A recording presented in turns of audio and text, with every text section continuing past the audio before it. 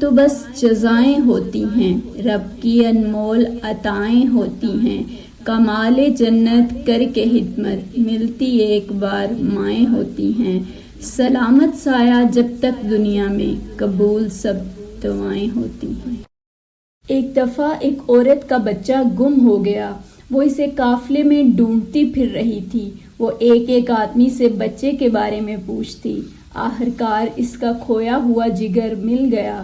اس نے اسے سینے سے لگایا مگر اسے یقین نہ آتا تھا، وہ بار بار اس کا منہ دیکھتی اور خوب پیار کرتی۔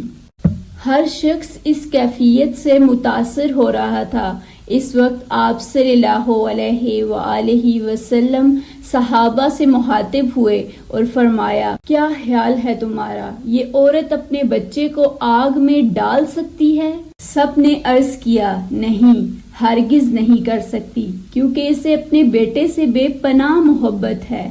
آپ صلی اللہ علیہ وآلہ وسلم نے یہ سن کر فرمایا، اللہ تعالیٰ کو اپنے بندوں سے اس سے کئی گنا زیادہ محبت ہے، وہ ہرگز نہیں چاہتا کہ اس کے بندے دوزخ کی آگ میں جلیں۔ اللہ تعالیٰ قرآن پاک میں فرماتے ہیں، درخت سے گرنے والا کوئی پتا ایسا نہیں جس کا اسے علم نہ ہو، تو پھر جو آنسو تیری آنکھ سے ٹپکا، وہ درد جس نے تیرے دل کو بے قرار کیا، اس 70 ماؤں سے زیادہ پیار کرنے والے کو آخر اس کی خبر کیوں نہیں ہوگی؟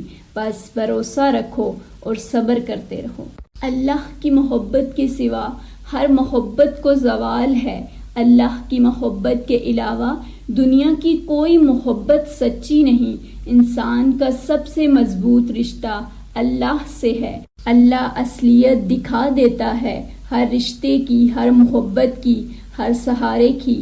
پھر وہ سب کچھ دکھا کر آدمی سے کہتا ہے، اب بتا، ہے کوئی تیرا میرے سوا؟ یہ عشق کا سودا اللہ والوں سے ملتا ہے۔ کہتے ہیں برف ملتی ہے برف والوں سے، کپڑا ملتا ہے کپڑے والوں سے، اور سونا ملتا ہے سونے والوں سے، لہٰذا اللہ بھی ملتا ہے اللہ والوں سے۔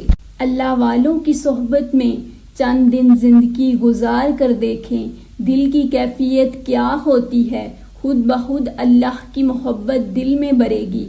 کہتے ہیں کہ خربوزے کو دیکھ کر خربوزہ رنگ پکڑتا ہے، ہم کہتے ہیں اللہ والوں کو دیکھ کر دنیا رنگ پکڑتی ہے، اور خود بخود دل میں اللہ والوں کی محبت آتی جاتی ہے۔